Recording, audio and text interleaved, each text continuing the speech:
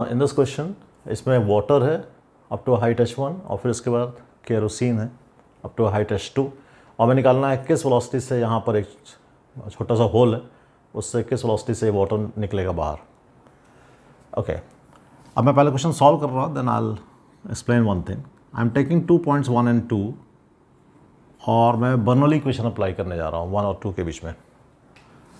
तो 1 चूँकि wide tank है ये, तो 1 की तो वेलोसिटी बहुत कम होगी बीइंग अ लार्ज एरिया, तो उसको मैं नेगलेक्ट कर दे रहा हूँ। 2 पॉइंट की वेलोसिटी को v मान लेता हूँ। अब 1 और 2 पे बर्नौली इक्वेशन अप्लाई करें तो 1 पॉइंट की हाइट अगर मैं इसको रेफरेंस लाइन मान लेता हूँ तो 1 पॉइंट पर प्रेशर P1 बाय रो 1 पॉइंट रो 1 में मैंने लिया है, plus v²/2 is negligible term, plus GH। So from reference line it is at a height h1 is equal to P2 by rho। 2 point के इधर एटमॉस्फेरिक प्रेशर है, so P2 by rho and rho is rho 1 plus v²/2। So this is the Bernoulli equation between 1 and 2। कुछ चीज़ बता देता हूँ मैं। कोई सोचे कि 2 पॉइंट का प्रेशर मैं इधर से लिख लूँ भाई P एटमॉस्फेयर प्लस रो जी एच ऐसे करके, तो नहीं लिख सकते क्योंकि यहाँ पे फ्लो हो रहा है। तो यहाँ जब फ्लो हो रहा है तो वो तो रुके हुए लिक्विड की इक्वेशन है P एटमॉस्फेयर प्लस रो जी एच, वो तो तब कर सकते हैं जब वर्टिकल डायरेक्शन में लिक्विड रुका हुआ है एटलीस्ट, या तो पूरा रुका हो या चल रहा हो तो वर्टिकल डायरेक्शन में रुका हो। तो चूँकि ये वर्टिकल डायरेक्शन में यहाँ पे फ्लो चल रहा है इस जगह पे बहुत सारा, तो इधर से हम इक्वेशन लिख ही नहीं सकते प्रेशर की, we do not know the pressure. तो फिर दूसरी तरफ से लिखो, तो इधर से प्रेशर देखो तो इधर तो एटमॉस्फेयर है फिर। ओके यहाँ से 1 तक ये इतना पार्ट ऑलमोस्ट रुका हुआ है वाइड टैंक होने की वजह से, तो यहाँ पे तो हम स्टैटिक बांधते हुए लिख सकते हैं 1 पॉइंट का प्रेशर P1 लिख सकते हैं। तो P1 is P atmosphere plus this rho GH, so rho 2 GH2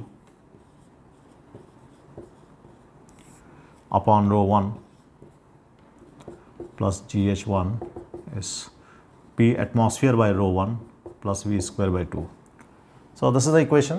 solve करना है, P atmosphere कैंसिल हो जाएगा,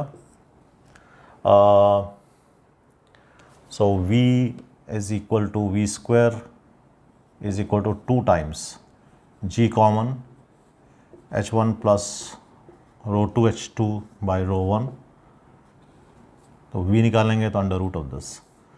So this is the expression for velocity of efflux here। Okay, क्यों नहीं मैंने यहाँ लिया 1, यहाँ क्यों नहीं ले लिया?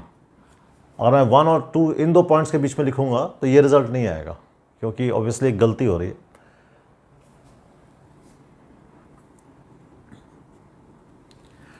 देखो जब बर्नौली इक्वेशन अप्लाई करते हैं उसके डेरिवेशन में देखा होगा, तो सपोज करो 1 पॉइंट यहाँ ले रहे हैं, 2 पॉइंट यहाँ ले रहे हैं, तो उसको डेरिवेशन में अगर जाओ तो 1 और 2 में क्या हो रहा है, यहाँ की बाउंड्री थोड़ी आगे चलेगी 1 पॉइंट की, 2 पॉइंट की बाउंड्री थोड़ा आगे चलेगी, कुछ टाइम बाद देखेंगे तो ऐसे इतना पार्ट को कंसिडर करो।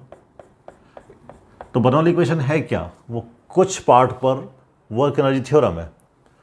तो after some time this boundary will move up to this equation, ये वाली बाउंड्री यहाँ आ जाएगी, और अगर मैं इसको कहूँ ये फर्स्ट रीजन है, ये सेकेंड रीजन है, ये थर्ड रीजन है, तो बर्नौली इक्वेशन जब हम 1 और 2 के बीच में लगाते हैं तो सेकेंड रीजन में चेंज नहीं आना चाहिए। Second region should remain static with time, steady with time. ये उसके डेरिवेशन में देखो। तो अगर मैं 1 पॉइंट यहाँ लूँगा और 2 पॉइंट यहाँ लूँगा तो क्या होगा, ये वाला लेवल थोड़ा सा नीचे आएगा। चलो मैं थोड़ा सा दिखा देता हूँ, ये लेवल थोड़ा सा नीचे आया, यहाँ का लिक्विड फ्लो होके यहाँ आ जाएगा, गिरेगा ऐसे। तो चलो ये वाला बाउंड्री यहाँ आ गई, और तो 1 पॉइंट इसमें जब ये फर्स्ट पार्ट है तो फर्स्ट पार्ट तो ये बन गया, सेकंड पार्ट ये बीच का बन गया, और थर्ड पार्ट जो यहाँ से यहाँ तक आ गया वो आ गया। सेकंड पार्ट में कोई चेंज नहीं आना चाहिए for Bernoulli equation to be applied. तो लेकिन हम देख रहे हैं सेकंड पार्ट की जो ये बाउंड्री है ये नीचे आएगी, तो सेकंड पार्ट में चेंज आ रहा है, तो हम बर्नौली इक्वेशन लगा ही नहीं सकते ऐसे।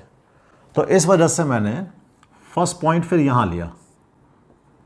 तो अब क्या होगा, फर्स्ट पार्ट ये है, सेकंड पार्ट ये है, फर्स्ट पार्ट की बाउंड्री थोड़ी सी नीचे आएगी, सेकंड की बाउंड्री थोड़ी नीचे आएगी, तो अब इसमें जो 3 पार्ट्स बनेंगे तो एक पार्ट यहाँ बनेगा, एक पार्ट बीच का और एक पार्ट थर्ड। बीच वाला पार्ट वैसे का वैसे ही है, वो टाइम इंडिपेंडेंट है ऑलमोस्ट, क्योंकि वही डेंसिटी है ρ1, इसमें कोई बाउंड्री नहीं है बीच में। तो ये वाला पार्ट ऑलमोस्ट टाइम इंडिपेंडेंट है। तो फिर हम ये बर्नौली इक्वेशन लगा सकते हैं ऐसे। या फिर दूसरा तरीका ये है कि इस केरोसिन का इक्विवेलेंट पानी बना लो, इस केरोसिन को हटा के, और ये देख लो कि इतने ही H2 हाइट का केरोसिन कितने हाइट पानी के बराबर है। तो H2 into density of kerosene वो कितने H water into density of water के बराबर होगा। तो उससे H वाटर निकाल लो।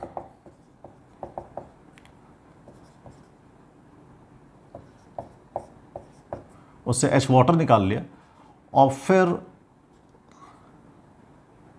फिर इस केरोसिन को हटा दो, और मान लो कि सब पानी है, फिर ऑल वाटर। तो इसकी हाइट कितनी जाएगी, तो ये H1 तो है ही है, और प्लस H2 की इक्विवेलेंट वैल्यू कितनी है, H2 ρ2 बाई ρ1। तो जब सब पानी हो गया तो सीधा फॉर्मूला है, फिर वेलोसिटी क्या होता है, √2gh एंड h ये हो जाएगा फिर।